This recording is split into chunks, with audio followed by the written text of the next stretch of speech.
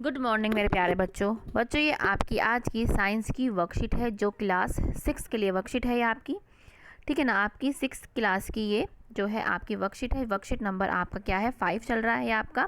इससे पहले हम 4 वर्कशीट को हम कर चुके हैं। डेट क्या है आपकी 7 अक्टूबर 2020। जैसे कि आपको यहाँ पे पता है कि यहाँ पे आपको अपना नाम और यहाँ पे आपको अपनी क्लास टीचर का नाम लिखना है। तो इससे हमें हमारा जो टॉपिक है, हमारा चैप्टर है वो क्या है, भोजन के घटक, कंपोनेंट्स ऑफ फूड है हमारा। इससे पहले हम प्रीवियस जो हमारी वर्कशीट थी, पहले की जो हमारी वर्कशीट थी उसमें हम जो है इससे पहले हम कार्बोहाइड्रेट और प्रोटीन के बारे में हमने पढ़ा था। तो आज क्या है, आज हम वसा जिसको हम फैट बोलते हैं उसके बारे में हम पढ़ेंगे। ठीक है ना। तो क्या है, वसा शरीर में संचित हो जाती है। क्या है, वसा जो होती है शरीर में संचित का मतलब है स्टोर हो जाती है। वो हमारे जो हमारे शरीर होते हैं उसमें बस जाती है, स्टोर हो जाती है। ठीक है ना। जो जीव सर्दियों में सुप्तावस्था में चले जाते हैं वे अपने शरीर में वसा संचित करते हैं जो उन जंतुओं के अक्रियाशील होने पर ऊर्जा के स्रोत के रूप में कार्य करते हैं। आपको ये जो लैंग्वेज है ये बहुत डिफ़िकल्ट लग रही होगी, मैं इसको समझाती हूँ क्या मतलब है इसका। पहला तो ये है कि जो वसा है वो शरीर में संचित माने स्टोर हो जाती है। ठीक है, जैसे हम कुछ खाना स्टोर कर लेते हैं, स्टोर रूम होता है ना, जैसे हम उसमें हर चीज़ स्टोर करते रहते हैं, ऐसे ही जो फैट है हमारे शरीर में वो क्या होती है, स्टोर हो जाती है, संचित हो जाती है। दूसरा क्या है, सुप्तावस्था मतलब विंटर स्लीप। जैसे जो आजकल जो है छिपकलियाँ हैं वो कुछ महीनों बाद क्या है हमको दिखाई नहीं देंगी, कहाँ चली जाएंगी, वो विंटर स्लीप माने सर्दियों में वो छुप जाती हैं, वो हाइड हो जाती हैं। क्यों? क्योंकि वो उस अवस्था में नहीं रह पाती, इसलिए वो विंटर स्लीप बोलते हैं। सुप्त अवस्था को क्या बोलते हैं, विंटर स्लीप बोलते हैं, हाइबरनेशन बोलते हैं।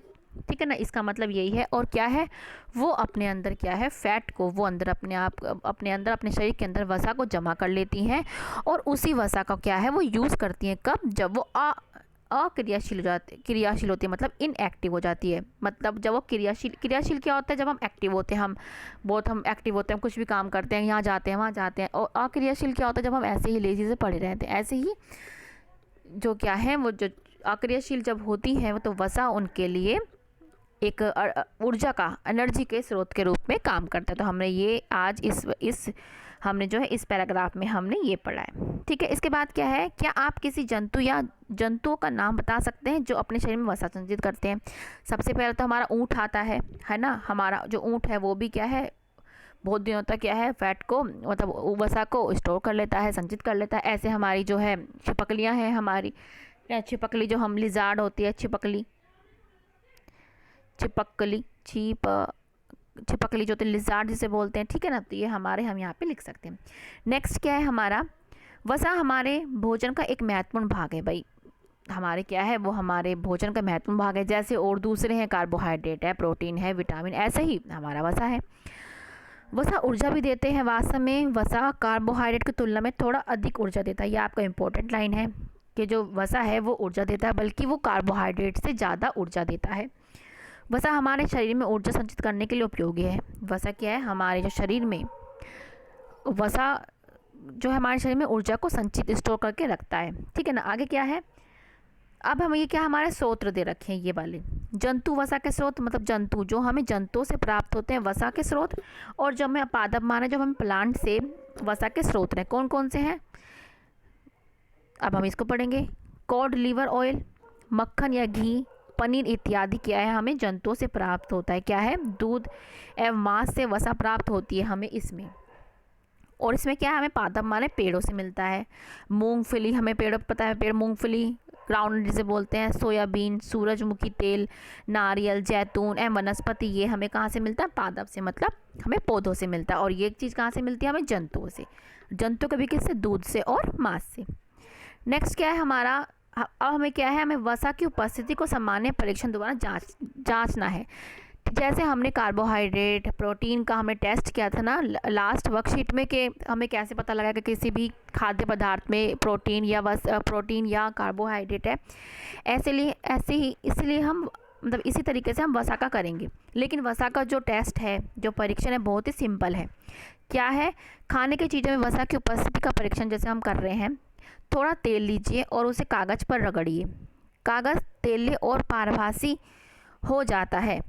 पारभासी का मतलब इसमें क्या है, जिसके आर पार हम नहीं देख सकते। जैसे आप ये अपने घर पे भी कर सकते हैं या स्कूलों में बच्चे करते हैं, जैसे कई बच्चे कागज़ में खाना लेके आते हैं तो उनके कागज़ पे जो है थोड़ा सा तेल लग जाए तो आप उसको रोशनी में करके देखिएगा तो आपको ना आर पार बिल्कुल भी नहीं दिखाई देगा, और जिसके आर पार हम नहीं देख सकते हैं उसको क्या बोलते हैं हम, पारभासी। ये आपके चैप्टर में भी आएगा भी आगे, ठीक है ना, चैप्टर मतलब दूसरे चैप्टर में आएगा। तो ठीक है, हमारा जो फैट का जो हमारा वसा का जो हमारा परीक्षण है बहुत ही आसान है, ये हमारा हो गया।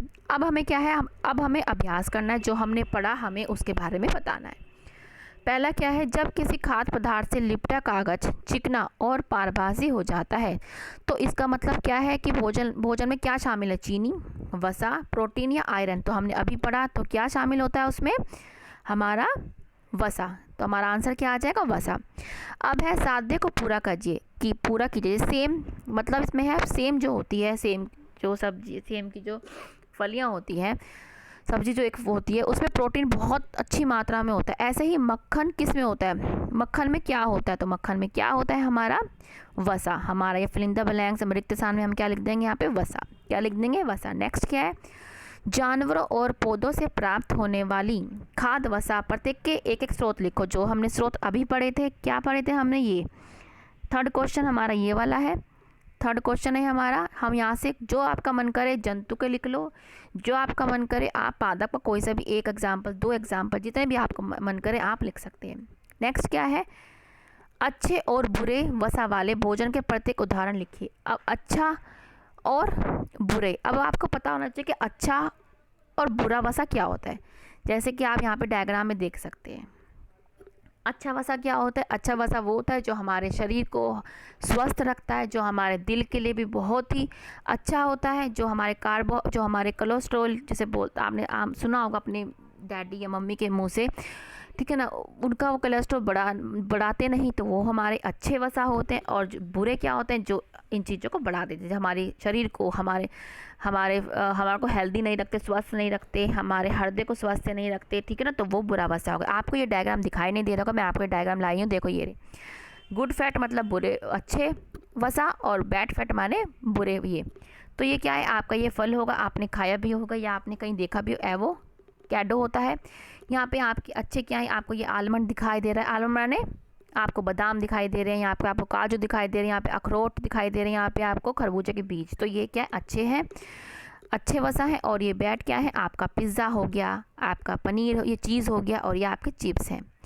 तो हम यहाँ पे क्या लिख देंगे, अपने आंसर में हम क्या लिख देंगे, हम क्या लिख देंगे, एक अच्छा क्या है हमारा, हम बादाम अच्छा है, बादाम। आप काजू भी लिख सकते हैं, ये क्या है, ये अच्छे वाले हैं, अच्छे वसा हैं। और बुरे क्या लिख सकते हैं, हम चिप्स लिख सकते हैं, चिप्स,